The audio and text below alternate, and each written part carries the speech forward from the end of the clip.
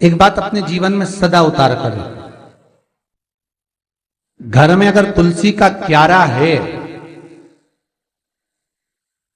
तो तुलसी महारानी हमें ये बता देती है कि हमारे घर में सुख आने वाला है कि दुख आने वाला।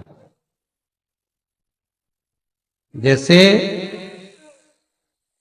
शनि अपना प्रकोप दे रहा है या शनि उतर रहा है, ये किसी से पूछने की जरूरत नहीं पड़ती, अपने आप मालूम पड़ जाता। कैसे? शनि कथा अगर आपने सुनी हो तो उसमें व्याख्यान आता है शनि कथा में, पांव की चप्पल बार बार टूट रही हो, कमर से नीचे जो वस्त्र पहने हो वो फट रहे हो, कहीं पजामा है, धोती है, आदि वस्त्र हैं, कपड़े हैं, वो अपने आप फट, आज के जमाने में तो फटे फटाए पहनते हैं लोग, फैशन। उसकी गारंटी नहीं है, उसका हम वर्णन नहीं कर रहा। हम जब पहनते हम समझ जाते हैं इसको शनि तो ऑलरेडी लगा ही हुआ। जब उनका घुटना घुटनी सब फटा हुआ दिखता है तो उसमें लग जाता है कि शनि पहले से लग गया बापड़ा, उनके पहने से तो मालूम पड़े। शनि का नियम है, शनि कथा कहती है पांव की चप्पल बार बार टूट रही हो, घिस गई हो, बद्दी टूट रही हो, कुछ कर रही हो, और अगर कमर से नीचे जो वस्त्र पहने हो वो अपने आप फट रहे हो, समझ लेना कि शनि पांव से प्रवेश कर रहा, मतलब अपनी प्रखरता शनि दिखा रहा। किसी मंदिर में गए महाराज और वहां जाने पर चप्पल चली गई तो समझ लेना शनि की कुदृष्टि अब पड़ना बंद होना चालू हो गया। कितना सुंदर कहा है महाराज। जूता चप्पल आज के जमाने में तो फैशन हो गई साहब, घर की चप्पल अलग होती है, बाहर की चप्पल अलग होती है। लोग घर में चप्पल किचन तक में पहन के जाते हैं। अरे पानी ले जाओ सीओर से, रसोई घर में लोग चप्पल पहन कर जाते हैं, जहां भगवान का प्रसाद बन रहा है, जहां अन्नपूर्णा निवास कर रही है, और पूछो तो कह किचन की चप्पल है तो माथे पे रख लो। तुम अपनी मां को जरूर देखना है एक बार, वो बूढ़ी मां कितनी बार किचन में चप्पल पहन कर गई, मुझे जरूर फोन कर कर बताना। बूढ़ी मां रसोई घर में आज भी बिना चप्पल के जाती है, और बहुओं की कहीं एड़ी नहीं फट जाए, ठंड नहीं बैठ जाए, इसलिए ये रसोई घर तक में चप्पल पहन कर जाती है। सूर्य नारायण की कथा पढ़ना, शनि महाराज की कथा पढ़ना, और गरुड़ पुराण की कथा पढ़ना, जिन जिन कथाओं का हम व्याख्यान कर रहे हैं उसको पढ़ना जरूर हो। क्या लिखा है? घर के अंदर जब चप्पल जाती है, रोग, बीमारी, कष्ट, तकलीफ चालू हो जाती है। तुमने चप्पल क्यों पहनी? ठंड नहीं बैठ जाए, रोग नहीं बैठ जाए। घर के अंदर उतना बढ़ गया, एक कालीन बिछा दो, एक दरी बिछा दो, मोटा आसन बिछा दो, जिस पर तुम चल लो। जरूरी है कि कई कई लोगों को तो हमने ये भी देखा कि कालीन पर भी चप्पल पहन के चलते, और ब्राह्मणों को भोजन परोस रहा है, गुरुजन को भोजन परोस रहा है, ठाकुर जी की थाली बना रहा है, ठाकुर जी का थाल लगा रहा है, तो भी चप्पल है पांव में।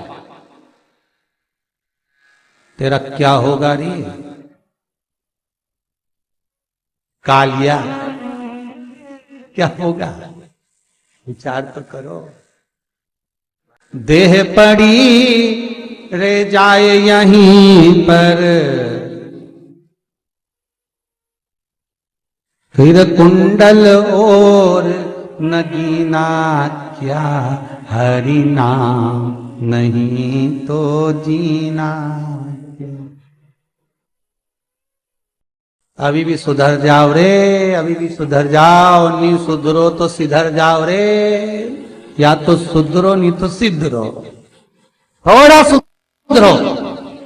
रसोई घर में अन्नपूर्णा रहती है, रसोई घर में शिव महापुराण की कथा कहती है जब भगवान शंकर को मां जगत जननी भोजन करा रही थी, शंकर जी ने वर मांगा था अन्नपूर्णा से, ए अन्नपूर्णे, तुम मेरे घर के बच्चों का भरण पोषण कर रही है। इस मृत्यु लोक में जितने मनुष्य जन्म लेते हैं ये मेरे पुत्र कहलाते हैं। तो अन्नपूर्णा ने कहा, चिंता मत करना भोलेनाथ, जिस जगह पर एक स्त्री, बेटी, कन्या या घर की बहू या बूढ़ी मां भोजन बनाएगी, उस जगह पर मैं अन्नपूर्णा उसके शरीर में प्रवेश करूंगी। रसोई घर नहीं होगा, वो मेरा और तुम्हारा मंदिर कहलाएगा। अब मंदिर में चप्पल पहनकर भोजन का निर्माण करना ये श्रेष्ठता है। एक आसन पटक लो आप रसोई घर के अंदर, जिस आसन पे खड़े होकर आप भोजन बना लो, मोटा सा आसन रख लो, चप्पल की जरूरत ही नहीं। श्रीमद् भागवत कथा कर रही है, तुलसी का मात्र तो शनि अपनी दृष्टि बता देता है। शास्त्र कहता है जब घर के अंदर प्रवेश करने के, जब आप घर में प्रवेश करें तो एक कोने में चप्पल को उतार दें। बाहर जगह नहीं है तो घर के अंदर प्रवेश कर लेफ्ट में चप्पल को उतार दें, और 7 या 3 कदम के अंदर चप्पल उतर जाना चाहिए घर के अंदर में। और उसके बाद अगर चप्पल अंदर प्रवेश कर रही है तो राहु केतु शनि के साथ प्रवेश करते हैं, जिसके घर में बीमारी कभी पीछा नहीं छोड़ती। शनि कथा, सूर्य की कथा का स्मरण करिए, आपको मालूम है, पहचान हो जाता है। महाराज तुलसी बता देती है कि आपके घर की दशा क्या है। बार बार जल डालने के बाद भी तुलसी सूख रही है, बार बार आप पूजन कर रहे हैं, पाठ कर रहे हैं, तो भी तुलसी के दल सूख रहे हैं। तुलसी बता देगी कि तुम्हारे घर में तकलीफ आने वाली है, कष्ट आने वाला है, सूख रही है। किसी ने जरूर कुछ ना कुछ ऐसा है कि इसमें घर में कुछ तकलीफ आएगी, तुमने लगाया फिर सूखी, फिर लगाया फिर सूखी। तुलसा महारानी बता देती है कि कष्ट है। और जिस गमले की तुलसा घेर घमोर हो, फलित तो हो, आनंद में हो, तो उस घर में फिर दुख नहीं आता, समृद्धि खुद बढ़ती चली। जिन शंकर भगवान को आप जल चढ़ाते हो, जिन ठाकुर जी से आप लाड लड़ाते हो, जिन भगवान कृष्ण का आप स्मरण करते हो, राधा रानी का आप नाम जाप करते हो, जिस परमात्मा का आप भजन कर रहे हो, कीर्तन कर रहे हो, नाम जाप कर रहे हो, नाम स्मरण कर रहे हो, उससे तुम्हारा एक संबंध होना चाहिए, एक रिश्तेदारी होना चाहिए। और उससे जब तुम्हारा कोई संबंध रहेगा, उससे जब तुम्हारी कोई रिश्तेदारी रहेगी, तो उस रिश्तेदारी में जैसे ही आपके प्राण छूटे, और छूटते से ही आप जब गए तो जाते ही आप कहोगे कि कृष्ण से मेरा ये संबंध है, वो मेरा पुत्र, वो मेरा भाई, वो मेरा बेटा, वो मेरा सगा, वो मेरा रिश्तेदार, वो मेरा कुटुंबी, वो मेरा पुत्र। जब कहोगे तो तुरंत प्रवेश हो जाए। महाराज भगवान से संबंध होना चाहिए। कई लोग भगवान को सवेरे से रिझाने बैठते हैं तो भगवान को बनी बनाई बात कहते हैं, ये पाठ कर लो, ये पाठ कर लो, ये पाठ कर लो, ये स्तुति कर लो, सारा बना बनाया। तुमने अपने दिल से कौन सी स्तुति गाई? तुमने अपने दिल से कौन सा भगवान को निवेदन करा, कौन सा नमन करा? बस सवेरे उठना है, नहाना है, भगवान के सामने जाना है, भगवान को नहलाना है, कपड़े पहनाना है, अगरबत्ती लगाना है, थोड़ा सा शक्कर का भोग लगाना। इतने सारे देवी देवता, शंकर जी, राम जी, गणेश जी, सारे देवता, और 2 खुरमा लेके आए, 1 बालूशाही लेके आई, 2 मठरी लेकर आ गए, 1 मठरी लेकर आ गए, और भगवान को इतनी सी कटोरी में रख दी। अब बोले, कई लोगों से पूछा, इतनी सी कटोरी में 1 मठरी, 1 खुरमा, और रोज मठरी खुरमा एक साथ नहीं रखती। वो तो आज दिन मठरी का भोग लगा दिया, कल खुरमे का लगाएगी, परसों गुजिया का, परसों पपड़िया का, कोई डब्बे में भरे भराए रखे, रख दिया। और 1 लड्डू रोज लगा देगी, इतना बड़ा। तो पूछा, इतना सा लड्डू और इतने सारे भगवान कैसे खाते होंगे? तो क्या भाव से। तो हमने कहा, तुम भगवान को क्यों? बहुत दुख है गुरु जी, बहुत। बहू अपने भीतर बातों को छुपाती छुपाती छुपाती छुपाती, कितना सुंदर कहा शिव महापुराण में, काशी में नंदन वन में माता पार्वती जी ने शिव जी से 2 वर मांगे थे, और मां जगत जननी जगदम्बा ने भगवान शंकर से 2 वर मांगे थे। पहला वर था कि काशी में जो मरेगा उसको गुरु मंत्र आपको देना पड़ेगा। पार्वती जी, शिव जी ने कहा, मैं और गुरु मंत्र? हाँ। वचन दे दिया, ठीक है। पार्वती जी ने कहा कि मुझे कैसे मालूम पड़ेगा कि काशी में मरने वाले को गुरु मंत्र दिया। भगवान शंकर कहने लगे, काशी में गुरु मंत्र देकर उसके कान को थोड़ा सा टेढ़ा कर दूंगा, तुझे दिख जाएगा कि मैंने गुरु मंत्र दिया है। इसलिए काशी में मरने वाले को भगवान त्र्यंबक मंत्र प्रदान कर कर कर्ण को थोड़ा सा टेढ़ा कर देते हैं। दूसरा वर पार्वती जी कहती है, मुझे दूसरा वर दीजिए, जिस पति पत्नी में आपस में झगड़ा हो उसमें प्रेम बहुत बढ़े, ये वर मुझे प्रदान कर दीजिए। शिव जी ने जिस पति पत्नी का झगड़ा नहीं होता उसका झगड़ा अदालत पहुंच जाता है, और जिस पति पत्नी का झगड़ा होता है वो वहीं पर सिलट जाता है, वहीं समाप्त हो जाता है। उसने अपने मन का गुब्बार निकाल दिया, अपशब्द बोल दिया, ताने दे दिया। एक पत्नी ने पति से कहा लड़ाई में झगड़े में, अरे तुम तो ऐसे हो, तुम तो वैसे हो, तुम तो जानवर हो। इतने में पति ने कह दिया, तू बिल्कुल सत्य कर रही है, तू मेरी जान और मैं तेरा वर। उसमें क्या उसमें गलत क्या हुआ? सब श्रेष्ठ हुआ। तो जहां झगड़ा हुआ वहां मन के गुब्बार निकल गए, जहां झगड़ा हुआ वहां मन का मेल निकल गया। तुम देखना, जिस सास बहू में, देवरानी जेठानी में, भाई भाई में झगड़ा हो जाता है, और झगड़ा होने के बाद जब शांति होती है तो दोनों में इतना प्रेम बढ़ जाता है कि वापस में, जा भैया को जरा चाय दिया, बहू कहती है जा मम्मी जी को चाय दिया, सास कहती है वो तेरी जेठानी नहीं आई, जा उसको चाय दिया। प्रेम बढ़ रहा है, मतलब गुब्बार खत्म हो, गुस्सा खत्म।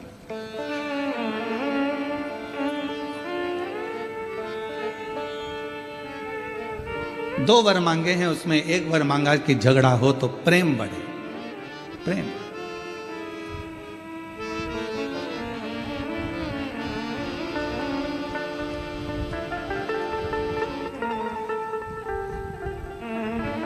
वो एक सहज भाषा। तो कहते हैं कि भगवान उस गोपी से ज्यादा झगड़ा करते थे तो उसी गोपी के लिए बात करते थे, उसी गोपी के लिए। तुम्हारी जो बेस्ट फ्रेंड है उससे जब झगड़ा हो जाता है तो किसी से भी बात करोगे तो वो बेस्ट फ्रेंड को याद जरूर करोगे, उसका नाम मत लेना।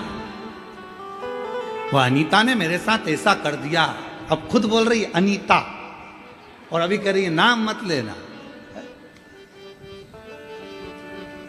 हर पल उसकी याद आ रही है, हर घड़ी उसकी याद। हम तो कहते हैं कभी कभी भगवान से भी झगड़ा कर लिया करो, भगवान से।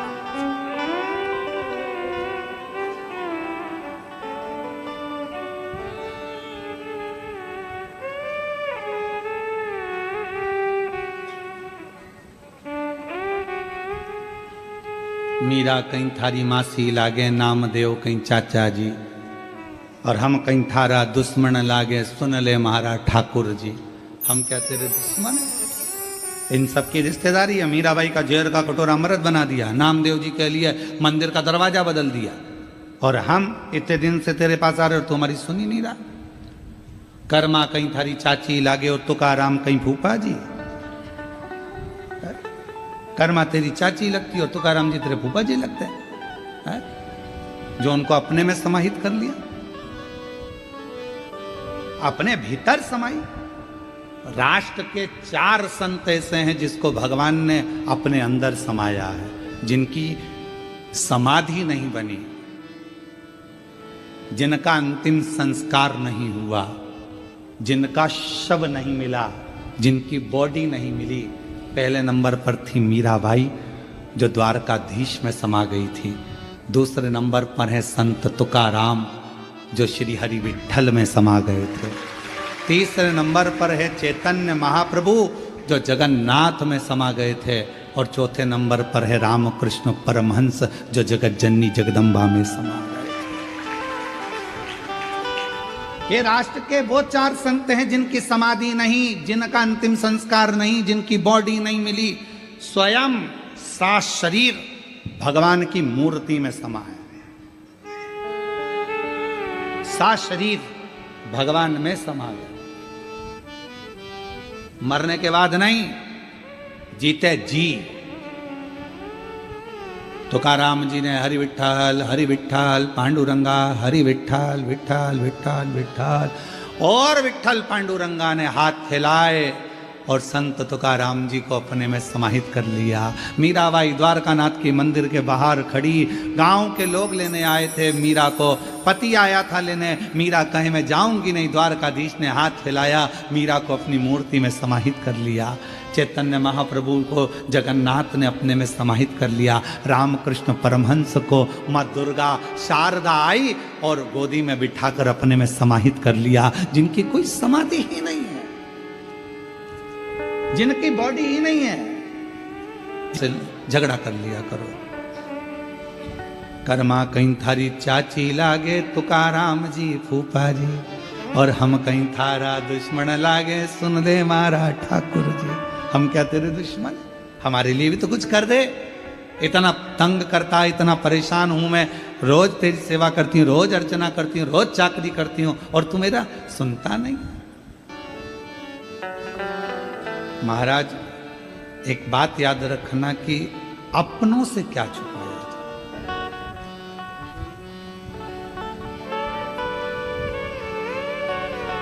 तिजोरी में कितना धन रखा है आपको मालूम है, पर एक और है आपके घर में जिसको सब मालूम है कि आपकी तिजोरी में कितना रखा है। या तो तुम नाम बता दो, नहीं तो मैं बता देता हूं।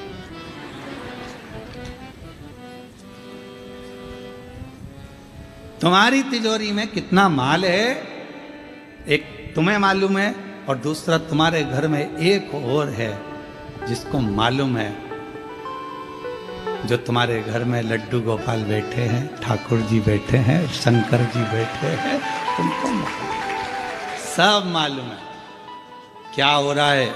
चुप रहता है वो, घर के अंदर बैठा रहता है वो एकदम चुप। तुम तो इतनी सी खड़ी शक्कर दे के उसको संतुष्ट कर देते हो। खड़ी शक्कर, ये खड़ी शक्कर भी हमने महाराष्ट्र में आके सीखी है। पहले हमने एक जनी से कह दिया था कि हमारे भगवान को भोग लगाने के लिए मिश्री चाहिए, वो इतना बड़ा पाउच ला कर दे गया मिश्री का, और उसके साथ में चूने की डब्बी भी दे गया।